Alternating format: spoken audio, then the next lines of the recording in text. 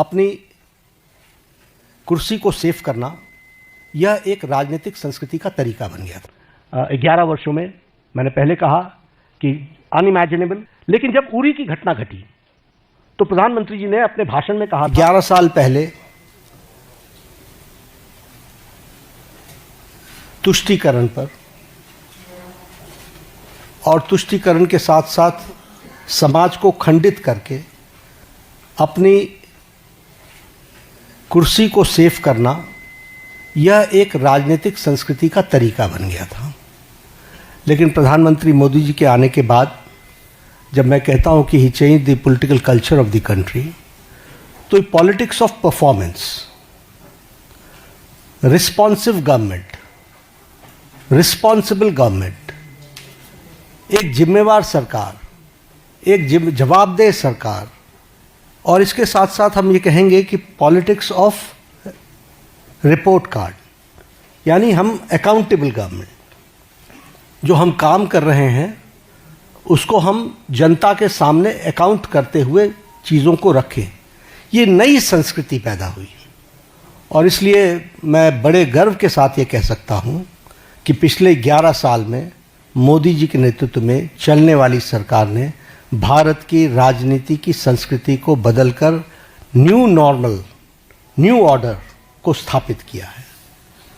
और यह सरकार एक असरदार सरकार है, इफेक्टिव गवर्नमेंट।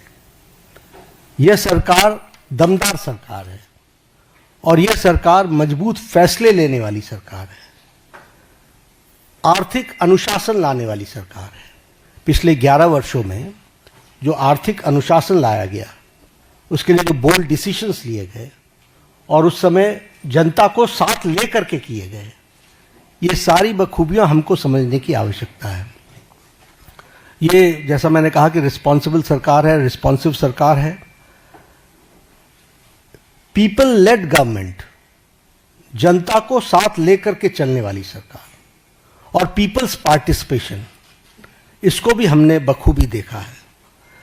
और हम सब जानते हैं कि ये सरकार पिछले 11 सालों में ट्रांसपेरेंसी की नई मिसाल पेश की है। इट्स ए ट्रांसपेरेंट गवर्नमेंट, और ये फ्यूचरिस्टिक गवर्नमेंट है। ये भविष्य को देख करके चलने वाली सरकार है। भविष्य को किस तरीके से हम आगे देश को ले जाना चाहते हैं, इसके बारे में सोच करके काम को करने वाली सरकार है। और इसीलिए वी टॉक अबाउट विकसित भारत, और विकसित भारत का ये अमृतकाल, और ये 10 साल 11 साल ने विकसित भारत का बेस बनाया है। This we have to understand. और इस बेस को बनाने के लिए जो भी फैसले लेने थे वो सारे फैसले लिए गए। चेनाब की चर्चा मैं जरूर करना चाहूंगा। नरसिम्हा राव जी के टाइम पर शिलान्यास रखा गया था। देखिए गवर्नमेंट के एक्शन को। नरसिम्हा राव जी के टाइम पर 1995 में रखा गया था, और इसको अटल जी ने project of national importance declare किया, और पूरा करने का काम प्रधानमंत्री मोदी जी ने 6 जून को, अभी 3 दिन पहले, उसको पूरा किया। वो भी हमको ध्यान में रखना चाहिए।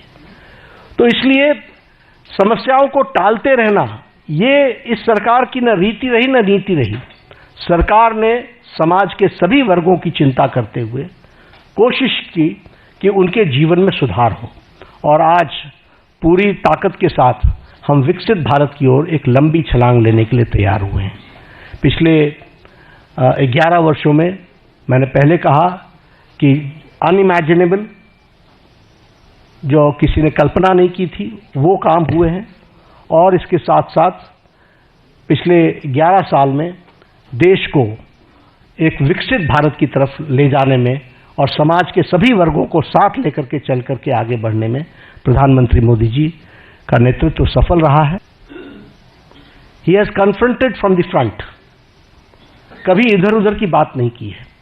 और आज मैं इसकी चर्चा जरूर करना चाहूंगा और आपको याद दिलाना चाहूंगा। एग्जाम्पल्स मेरे पास बहुत है, लेकिन जब उरी की घटना घटी तो प्रधानमंत्री जी ने अपने भाषण में कहा था, इसका जवाब दिया जाएगा।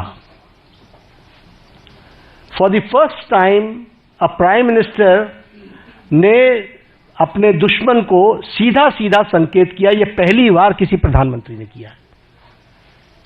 आप सब लोग इंटरनेशनल पॉलिटिक्स को समझते हैं, इसके वाक्य का अर्थ समझना चाहिए। और उसके बाद सर्जिकल स्ट्राइक हुआ। जब पुलवामा की घटना घटी तो आप शब्द याद कीजिए, प्रधानमंत्री ने कहा था कि तुमने बहुत बड़ी गलती कर दी है, इसका खमियाजा तुमको भुगतना पड़ेगा। और उसके बाद बालाकोट का एयर स्ट्राइक हुआ। इस बार बिहार में पटना में, सीवान था शायद, मधुबनी में उन्होंने क्या कहा? उन्होंने कहा कि तुम्हें कल्पना से भी बाहर जवाब दिया जाएगा। और आपको मालूम है कि उनके ठिकाने, टेररिस्टों के ठिकाने और उनके एयरबेस सारे के सारे ध्वस्त कर दिए गए, बियॉन्ड उनकी कल्पना से। तो और ये न्यू नॉर्मल बन गया है, this is the new normal. प्रधानमंत्री जी ने इस कन्फ्रंट करते हुए सामने से कहा है, एक स्पष्ट रूप में कहा है कि कोई भी टेररिस्ट घटना को एक्ट ऑफ वॉर समझा जाएगा।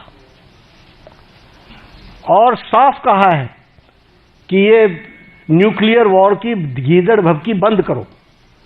और साफ कहा है कि टेररिस्ट और टेररिस्ट को संरक्षण देने वाले में अंतर नहीं समझा जाएगा।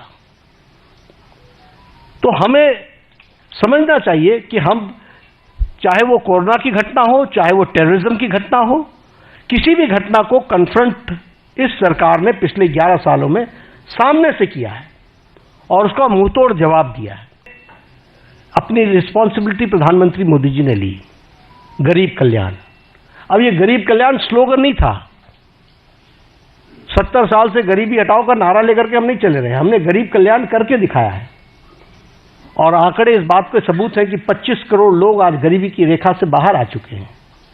और ये मेरे आंकड़े नहीं हैं, ये आंकड़े नीति आयोग के हैं, ये आंकड़े इंटरनेशनल फोरम्स के, इकोनॉमिक फोरम्स के हैं।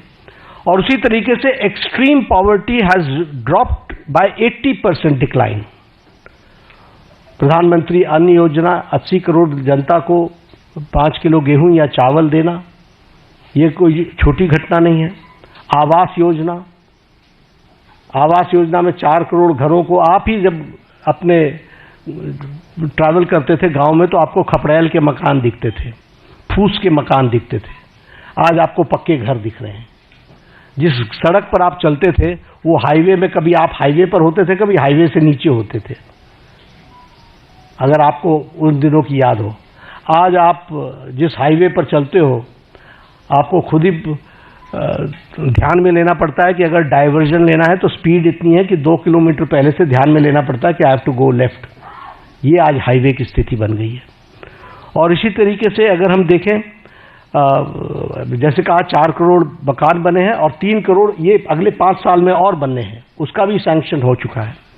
उसी तरीके से उज्ज्वला योजना, 100% इलेक्ट्रिफिकेशन और 100% इलेक्ट्रिफिकेशन के साथ साथ जल जीवन मिशन, और जल जीवन मिशन में 364% हमारा घर का टैप कनेक्शन हम लोग दे पाए हैं।